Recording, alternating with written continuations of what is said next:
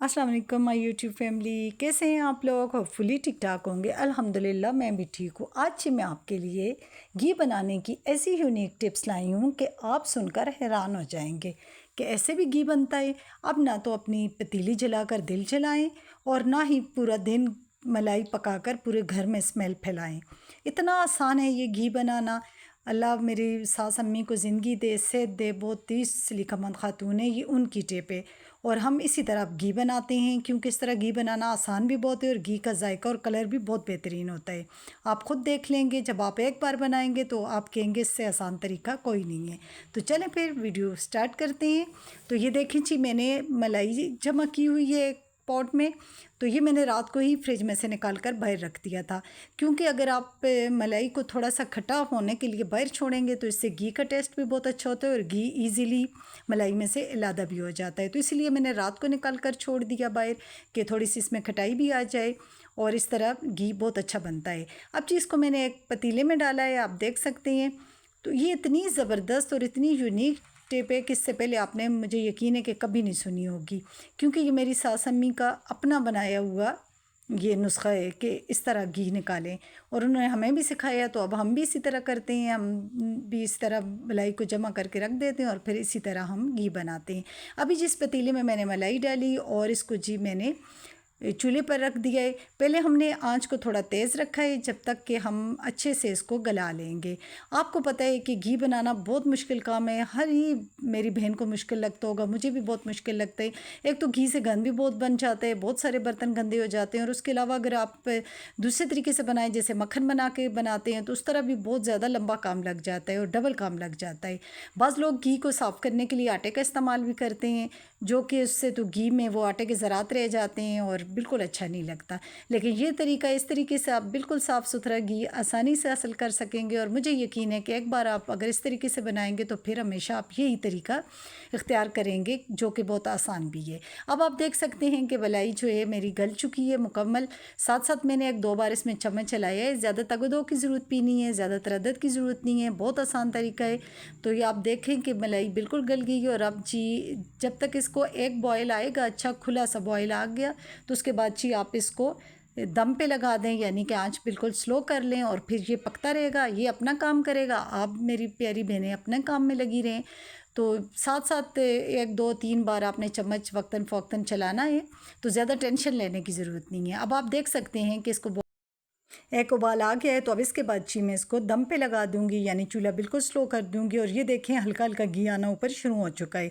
मेरी बहनों, आप लोग परेशान हो गए होंगे कि हमारा घी कहाँ चला गया, इसमें तो नज़र ही नहीं आ रहा। लेकिन घी इधर ही है, आपने दिल छोटा नहीं करना। इंशाल्लाह आपको बहुत सारा और मज़ेदार सा घी मिलेगा। तो ये देखें जी, अब घी ऊपर हल्का हल्का आ रहा है, और साथ ही मैं चम्मच भी चलाती रहूँगी। और आप देख सकते हैं कि पतीला बिल्कुल नहीं जला और ना ही इसके पेंदे में कुछ चिपकाए। तो ये बिल्कुल साफ़ सुथरा है, पतीला आपके सामने है। तो आपने भी इसी तरह वक्तन फ़ौक्तन चम्मच हल्का हल्का चला देना है, क्योंकि इससे ज़रा तसल्ली हो जाती है कि ये जल तो नहीं रहा। तो अब इसको थोड़ा टाइम, तकरीबन मेरा आधा घंटा मैंने इसको हल्की आंच पर रख लिया था। उसके बाद जी इसमें आप देख सकते हैं कि घी अब आना शुरू हो चुका है। अब हमने ये नहीं करना कि बहुत सारा जले और उसके बाद घी आएगा तो हम तब इसको बंद करेंगे, जी नहीं।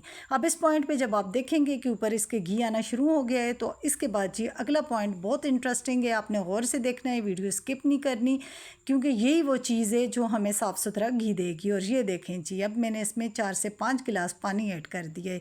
आप हैरान हो गए होंगे कि अब घी में पानी का क्या काम है, लेकिन है, आगे आपको पता चल जाएगा कि ये पानी मैंने क्यों डाला है। अब जी हमने जब पानी डाला है तो थोड़ा टाइम हम इसको मज़ीद पकाएंगे, और तकरीबन 5 मिनट हम इसको पकाएंगे पानी के साथ। और आप देख सकते हैं कि ऊपर हल्का हल्का घी है, तो घी इसके अंदर छुपा हुआ है, आपने तसल्ली रखनी है। तो थोड़ा सा जब ये मज़ीद पकेगा तो उसके बाद जी हम चूल्हा बंद कर देंगे और अपने पतीले को इस चूल्हे से उतार देंगे। आपको एक बार मैं फिर दिखा दूं कि देखें ये पानी डालने के बाद ये कैसा मतलब उबल रहा है, और इस तरह से ये पक जाए। 5 से 7 मिनट तक आपने इसको पकाना है। उसके बाद जी हम इस पतीले को अपने चूल्हे से उतार देंगे, और मैं आपको शेल्फ़ पे रख के दिखाती हूँ। जब ये थोड़ा टाइम शेल्फ़ पे रहेगा तो आप देख सकेंगे कि इसके ऊपर हल्का हल्का घी आना शुरू हो जाएगा, और जब ये खूब अच्छे से टिक जाएगा तो घी सारा ऊपर आ जाएगा, और नीचे जो मलाई का फालतू जो मटेरियल है जिसमें घी वगैरह नहीं होता, हम फेंक देते हैं अमूमन, वो नीचे रह जाएगा। फिर उसके ऊपर पानी होगा और उसके ऊपर घी होगा। तो ये देखें जी, मैंने अभी इसको शेल्फ़ पे उतार दिए। अब कुछ टाइम हम काउंटर पर ही छोड़ देंगे और ये हल्का हल्का घी ऊपर आ रहा है। और जब ये रूम टेम्परेचर पर आ जाएगा तो जनाब हम इसको 2 घंटों के लिए फ्रिज में रखेंगे या फ्रीज़र में रखें, जैसे आप रखें। और उसके बाद जी इसका घी जो है सख्त हो जाएगा और सारा ऊपर आ जाएगा। तो चलें फिर मैं आपको दिखाती हूँ कि अगला स्टेप हमने क्या लेना है।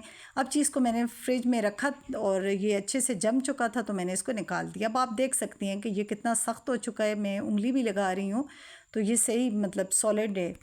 बस हमें घी की यही फॉर्म चाहिए। अब हम जी इसको एजेस से अलग करेंगे और नाइफ़ से आप देख सकते हैं कि आराम से हमने इसको किनारों से काट देना है और हमारा घी सही टिक्की की सूरत में ऊपर आया हुआ है। अब अगला जो हमारा स्टेप होगा, हम इस घी को पहले इस पानी से अलग करेंगे और उसके बाद फिर इस घी को साफ़ करेंगे। तो अलग देखें ये कैसे ईज़िली हो जाएगा, क्योंकि ये तो पूरी टिक्की जमी हुई है और आराम से हम इसको उठाकर दूसरे पैन में डाल देंगे। घी बनाना सभी को मुश्किल लगता है, लेकिन यकीन करें कि मुझे बहुत मुश्किल लगता है। और जब तक हम लोग अपनी सास अम्मी के साथ थे तो अल्लाह उनको ज़िंदगी दे, से तंदुरुस्ती दे, ऐसे काम हमेशा वही करती थी, हमें बहुत मुश्किल लगते थे। लेकिन अब आहिस्ता आहिस्ता जब सर पे पड़ी है तो फिर हमें आ भी गया, तरीका भी आ गया और फिर सास अम्मी की जो हमने भी वही फॉलो करनी शुरू कर दी। तो अब ये इतना आसान हो गया है, ये तरीका वाकई आसान है। आप भी जब बनाएंगे तो आपको भी आसान लगेगा। जो लोग घी में आटा डालते हैं तो उसको फिर जब स्ट्रेन भी करें तब भी आटे के बारीक बारीक ज़रात घी में रह जाते हैं। और जो लोग ज़्यादा पका कर घी बनाते हैं तो उससे घी का कलर चेंज हो जाता है और वो जायका भी कुछ अजीब सा हो जाता है। तो अब ये देखें जी हमारा घी कैसे जमा हुआ है और मैंने अलग पैन में डाल दिया है। अब जी हम इस पैन में दोबारा से घी को गर्म करेंगे और अच्छे से हमने इतना गर्म करना है कि इसका सारा पानी ड्राई हो जाए। तो जैसे ही पानी ड्राई होगा तो फिर अगला स्टेप लेंगे और घी को हम साफ़ करेंगे। अब आप देख सकते हैं कि हमारे पास कितना अच्छा जमा हुआ घी हमें मिल गया और इसमें मलाई के जो नीचे ज़रात हैं ये देखें कि इनमें बिल्कुल घी नहीं होगा। आप इसको एक बार अपनी तसल्ली के लिए आप ये तजर्बा कर सकते हैं कि आप उसको दोबारा से गर्म करें और देखें उसमें कितना घी है या नहीं है, लेकिन आपको उसमें घी नहीं मिलेगा। अब जी हम इस पतीले को हमने चूल्हे पर रख दिया और अच्छे से हम गर्म करेंगे। अब हमारा तमाम घी पिघल चुका है और इसमें जो पानी था वो नीचे रह गया है। अब आपने इसको अच्छे से पकाना है, इतना पकाना है कि तमाम पानी इसका ड्राई हो जाए। तो फिर लेते हैं जी अगला स्टेप। जी जनाब, तो घी अब हमारा बिल्कुल तैयारी के मराइल में है और बहुत ही कम टाइम रह गया है कि घी हमारा साफ़ सुथरा बनकर तैयार हो जाएगा। अब देखें जी कि इसमें घी में काफ़ी वो जो नीचे घी में थोड़ा बहुत गंद था वो नीचे बैठ चुका है और ऊपर साफ साफ घी आता जा रहा है। बस अब आप 5 से 7 मिनट पकाएंगे तो आपका घी तैयार हो जाएगा। फिर हम इस घी को साफ़ करेंगे और यहाँ पर देखें तकरीबन हमारा घी तैयार हो चुका है। पतीला आपको जला हुआ लग रहा होगा और आप सोच रहे होंगे कि आप ही ने तो कहा था कि ये जलेगा नहीं और ये तो जल गया है, लेकिन ये जला हुआ नहीं है। जब हम इसका घी निकाल लेंगे तो आप देखेंगे कि बिल्कुल